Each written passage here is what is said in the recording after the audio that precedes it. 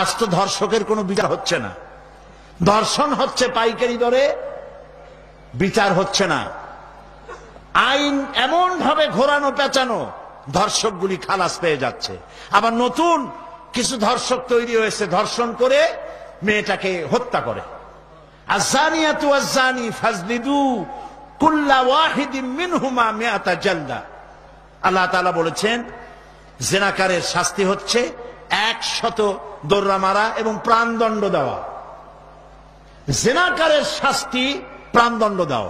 জিনা করেছে প্রমাণিত হয়েছে, অবিবাহিতা যদি হয় দোররা মারো, আর যদি বিবাহিতা হয় পাথর মারিয়া উড়ায় দাও।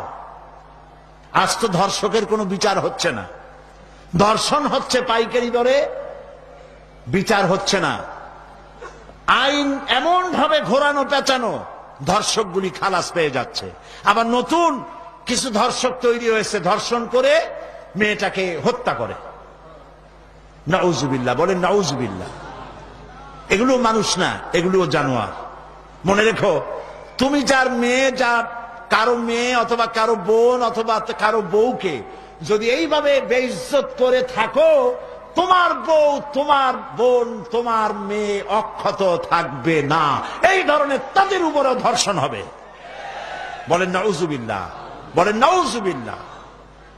অশ্লীলতার প্রচার প্রসার যত বেশি হবে, জেনা ব্যভিচার তত বেশি হবে, ঠিক কিনা? তারপরে ডিসেন্টিনার মাধ্যমে হাবিজাবি ছবি এগুলি দেখানো বন্ধ করতে হবে। বিবাহ সহজ করুন, অশ্লীলতা বন্ধ করুন, জেনা ব্যভিচার ধর্ষণ এমনি কমে যাবে। আলহামদুলিল্লাহ বলে। এই থেকে বাঁচতে পারে মানুষ কেবলমাত্র ধর্মীয় অনুশাসনের মাধ্যমে। জেনা নিজের স্ত্রী ছাড়া কোন মেয়ে লোক অথবা কোন পুরুষ, কোন মেয়ে লোক নিজের স্বামী ছাড়া আর কোন পুরুষ নিজের স্ত্রী ছাড়া যৌন সম্পর্ক স্থাপন করলেই এইডস রোগের সম্ভাবনা 100%। এটা আগে যত এইডস এর সাইনবোর্ড ছিল সেগুলিতে লেখা ছিল ধর্মীয় অনুশাসন মানলেই এইডস বন্ধ হয়।